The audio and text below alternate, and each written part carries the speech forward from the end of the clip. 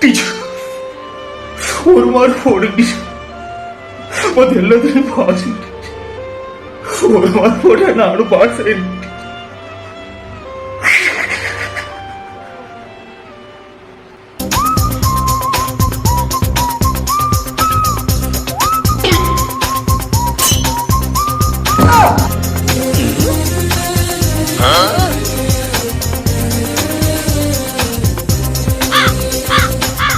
இப்ப நான் பரீட்சைக்கு படிக்காம மாட்டேன்னு வச்சுக்கோங்களேன்,